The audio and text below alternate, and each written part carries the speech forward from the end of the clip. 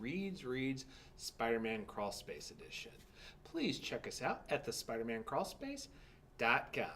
Well, I'm here today to talk about Amazing Spider-Man 14 and 15, the family issues, the prelude to Hunted.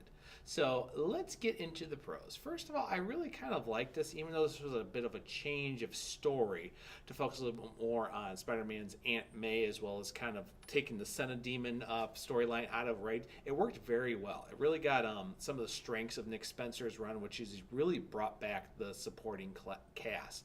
He's gotten into a lot what's going on with Aunt May, and this does deal with a little bit what's going on over in Friendly Neighborhood Spider-Man, dealing with cancer, as well as taking care of some of the pieces she's had the last couple years.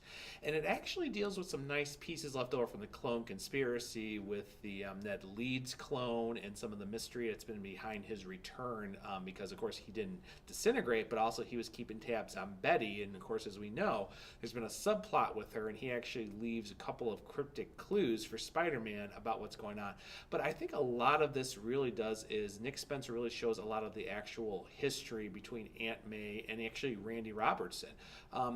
The way the story goes with May carrying how she's been so strong, and how Peter himself says how the great power and great responsibility came from Uncle Ben, but the fact that he learned to be stronger in those hard times because Aunt May was always strong like that. And if you look at her history, she was through a lot, not just the death of her husband, but also the death of her brother-in-law and sister-in-law, losing couple of jobs, some fiance, her husband a second time with Jameson Sr., her own heart attack, and other issues. She has been really through a lot, and even what's going on with her right now, it's very heartbreaking, especially with the cancer storyline that's going on in Friendly Neighborhood Spider-Man.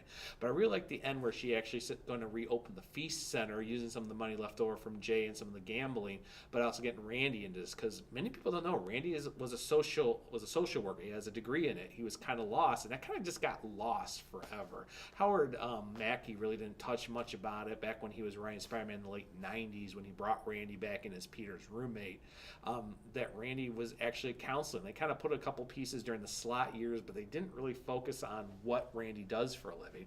And I like the fact that May has found a way to bring that back in, and it's really nice. But that also kind of leads a little bit to the cons. First of all, we're getting the Senna Demon kind of thrown out the storyline to focus more on Craven's storyline with Hunted, which is nice. But at the same time, as we have this extra focus where I feel like we had to throw out some more stuff with the Rhino. He said how he doesn't forgive Spider-Man again because he got captured by Black Ant and Taskmaster when he had to go save Aunt May and Ned Leeds' clone. And it kind of feels like that's being thrown back out just to lose all that character work to hate Spider-Man again. Also, Chris Bachekho's art, I've been a fan of Chris, and I've not liked his work, and I've loved his work. I thought his work during X-Men was great. Some of his work during Doctor Strange was great. But otherwise, he's been hit and miss with Spider-Man. He does some nice character moments. I mean, the scene with the Ned Leeds clone dying and even the funeral home is very heartbreaking. But there are times where the artwork gets a little weird. Like the one time where he's attacking Black Ant and Taskmaster. I mean, at one point, Spider-Man kind of breaks his mask, and then it's fine the next moment. There's some inconsistencies with some of the action parts. So the quieter moments work, but the action scenes either are hit or miss in the storyline.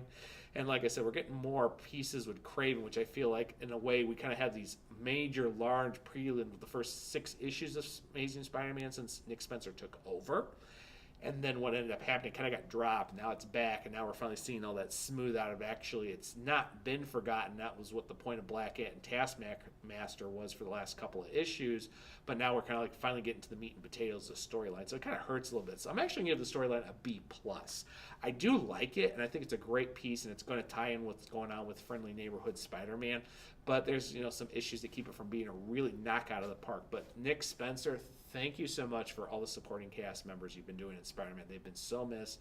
And thank you for actually telling us why Randy Robertson has a job.